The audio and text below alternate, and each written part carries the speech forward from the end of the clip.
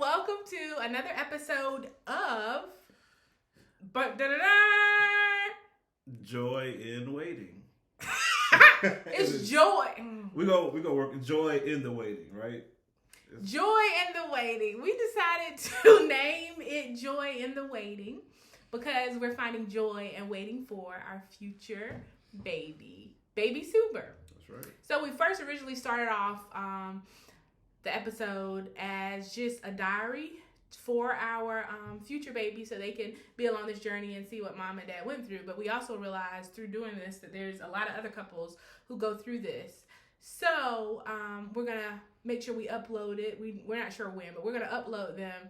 And our hope and our prayer is that some other couples who are going through this process can learn from what we're going through so they can have a smoother experience and to open up conversations just about infertility. Right, and not feel alone about it. I mean, it's a lot of people that's going through this kind of situation, but it's just not talked about as much. So we definitely just want to be transparent and helpful as much as we can with our situation.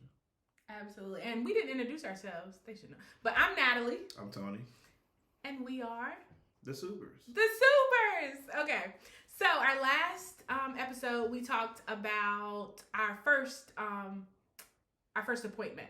So we had our second appointment, which was interesting. But in between those, we had to have testing, a lot of blood work, like a lot of blood work. Like I feel like tubes of blood work. But anyway, we had to have a lot of blood work and other testing. And then our second appointment was a procedure called SIS. I believe that's the right name. I think it's SIS. I'll look that up. But basically, it was a test where they went inside my uterus to make sure that my uterus was would be safe and didn't have any fibroids or any polyps or anything like that would keep them from being able to transfer the embryo inside of my uterus. So that procedure, being totally transparent, was not good.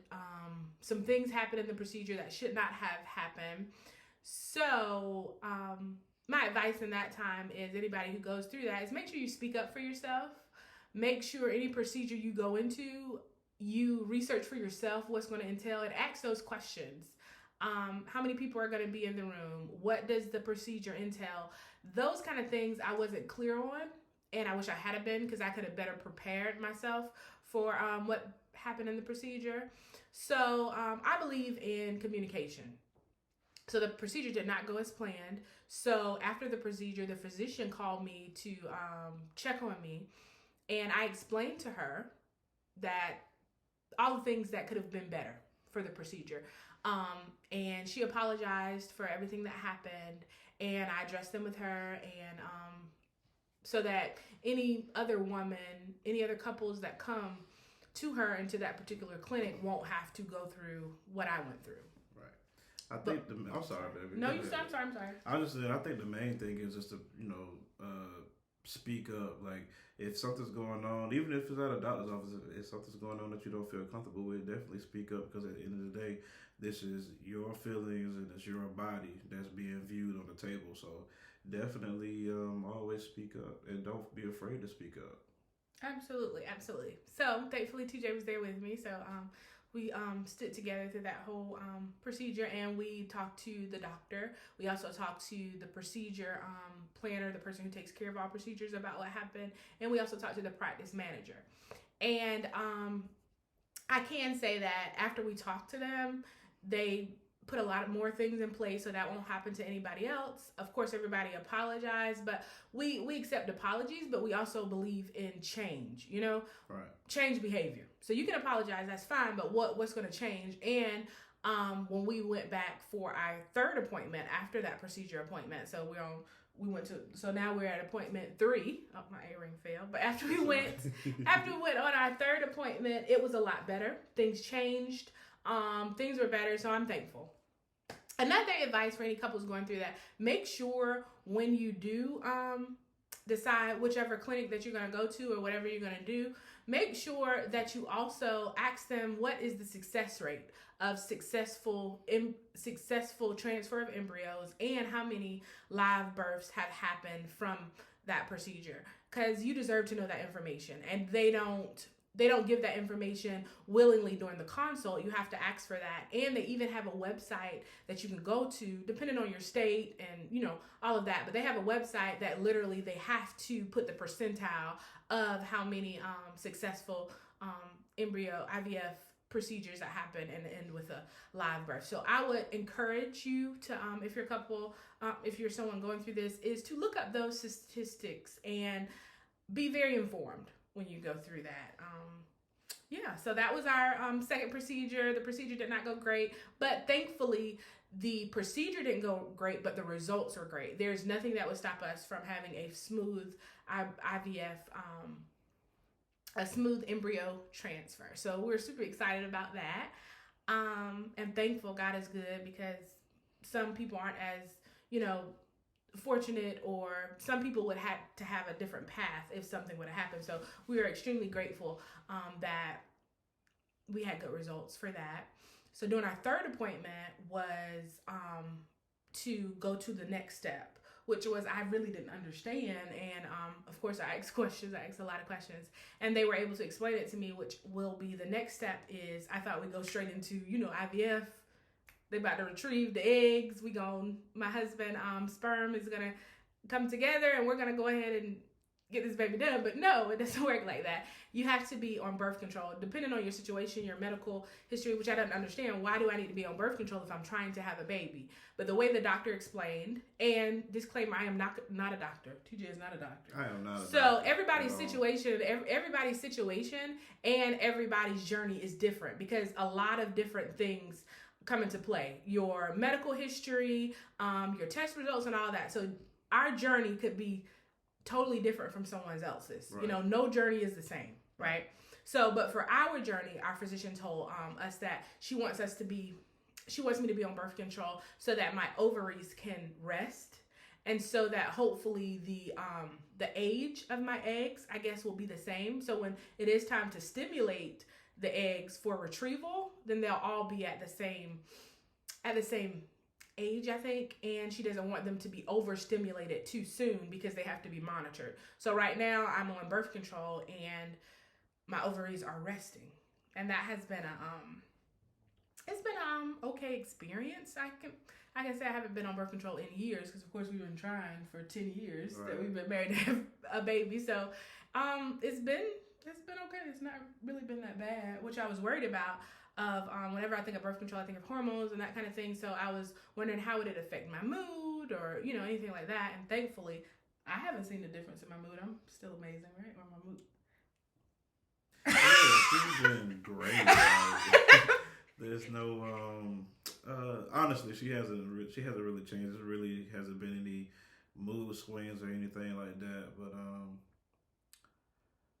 are you done with your side of it, of the whole process? I'm finished. Yeah, Okay. I'm finished. So all I want to say is, they wanted to check my I had to get a semen analysis, which I'm thinking, it's not a big deal, but it's like when you get inside the building, it's just sad. It's like it's just the feeling in there is just not depressing, but it's just the fact that you have to relieve yourself inside of a cup, and they put you in this little room, and you have to basically rub one out inside of a cup.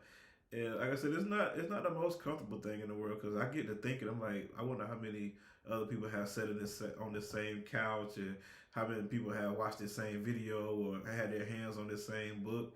And considering that we still going through the C19 thing, it was very it was challenging.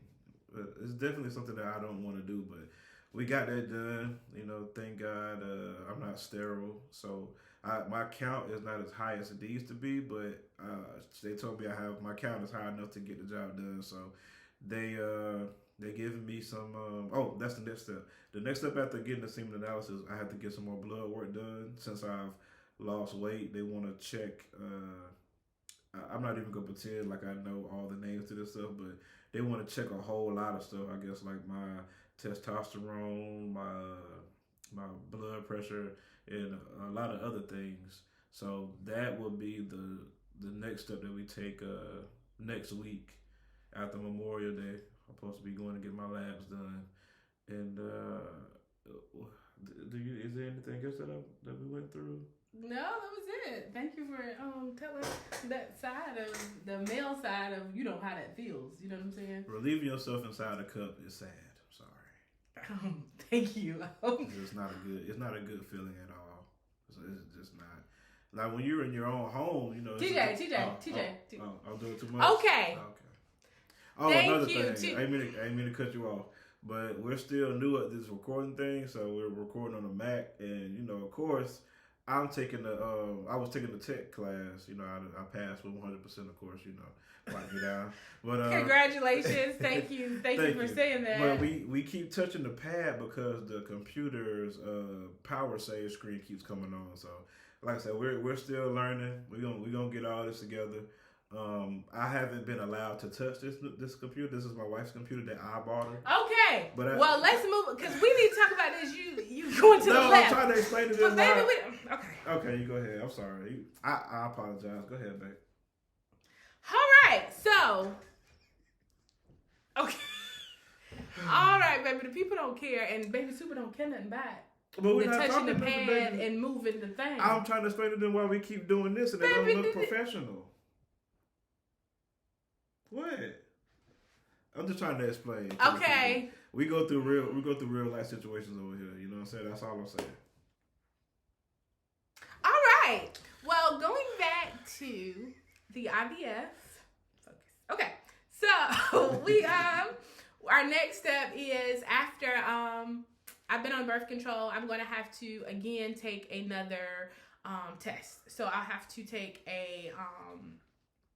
I have to do some more labs to see where my levels and stuff are. And then after that, I will be put on more medication and that's when we'll have to do the shots. Honestly, I'm not excited about the shots because I'm not funny about needles or blood when it comes to other people or even people taking my blood. Like I'm not scared of needles or anything like that.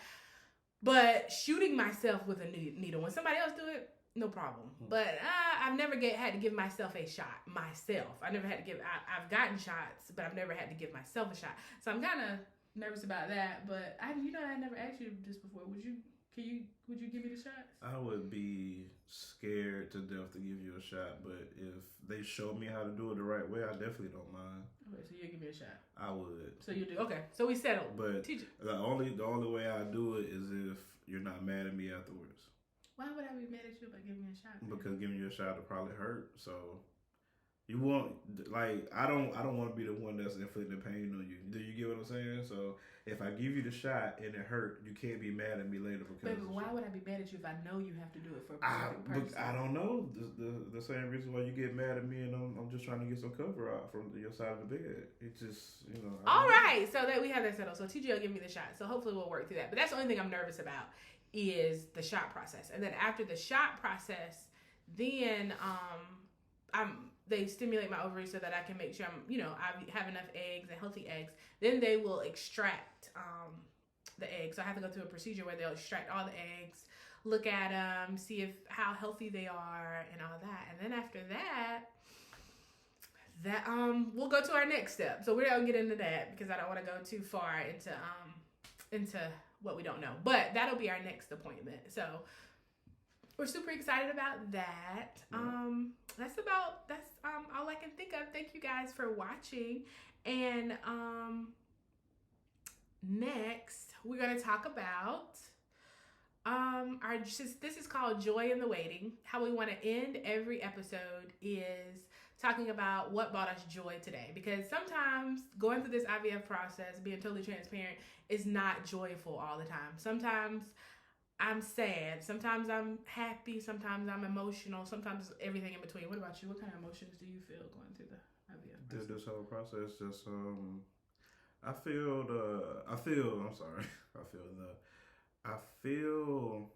I worry about your safety throughout this whole process, and like I said, I'm excited to be a dad. But at the end of the day, like if we go through all this stuff and none of this stuff work, I still feel like I'm going through this with my best friend, and you know, if it, like I said, if God see fits that we're not parents, then I'm cool with that. But if we have a child, I'm cool with that too. But my main issue is your safety. So I know with this kind of situation that you're going to go through pain, but I feel like I don't want you to go through pain that's not necessary. Like we all know childbirth is painful, you know, without the shot and all that stuff, but I don't want you to go through any pain that's not necessary, you know? So that's my main thing is I want both of y'all to be here. I don't want to have, you know what I'm saying? I don't want to be like that. I think it's the Aaron Hall video she had a baby and she passes during birth. I don't. That's what I worry about. I don't want that kind of situation. So that's really what I worry about. But the joy I see with you, you know, even the thought that even us being possible to have a child, that gives me joy, you know, to see the smile on your face. But you know, I have my worries about you being in pain and you know other things. So, but we're gonna just stay positive and just keep praying that you know everything keeps going in a positive direction. You know, like it has been going. So, oh, and so far I've lost. I'm down 19 pounds. What? Congratulations! Thanks. On You the black did. Why would you not? I'm I down. be trying to be I'm nice. down. I'm Okay. down 19 pounds, but I have fell off. We actually I actually got sick 2 weeks ago. I'm just not getting over that. And then my wife was Natalie was in a car accident, and we're still recovering from that. So it's just been a lot of stuff, and I know I shouldn't use it as an excuse, but I really fell off with my working out and eating right during that time. So this week after Memorial Day, of course, I'm not gonna try. I'm gonna do better and get back to the working out, the drinking no water, the not eating after 7, the no bread, no fries, that kind of thing. So I want to make sure I do everything in my power to make this outcome better as far as you know having a kid. Right. Well, baby, I just want to say you have been doing seriously amazing, and I'm super proud of you. And we went through a lot of stuff in the past 2 weeks, Yeah. so you're fine. You're doing great, and we're just gonna get back on the healthy road when we can. But I'm proud of you and everything you accomplished. So don't be so hard on yourself. I'm not, but a lot has happened in the last 2 weeks. But yeah. we're okay. So back to we're gonna try to end it on what has been bringing us joy this week. So for me, what brought me joy, or let's do the day of instead of the week because that'll be long. Okay. What has brought me joy today was we had a great day of we had to run a lot of errands. Mm-hmm. And we got to go out to eat, have like a date, and I love date nights with you because it's fun and we like to laugh and joke, and so that brought me joy, like just being out and about because I really haven't been able to be out because I was healing through the process after the wreck. So that was exciting of just being outside the house and just having fun with you. So that brought me joy today. What about you? What was joy? What was one thing that brought you joy today? The same. Just being able to hang out with you and eat nachos and just talk and chill out. I've been able to play the game a little bit. I haven't been able to do that in a few months, so that's been cool. My allergies have been acting up. That's a major thing. So just a lot of little but big positive things was going on, and like I said, just getting prepared to take this exam. So yeah, well, thank you so much for watching Joy in the Waiting with the Subers, and to our baby, we cannot wait to meet you. Mommy and Daddy is excited, and we know that it's all going to be worth it. So thank you guys. Until next episode, please like and subscribe. Oh, and until next week, signing off.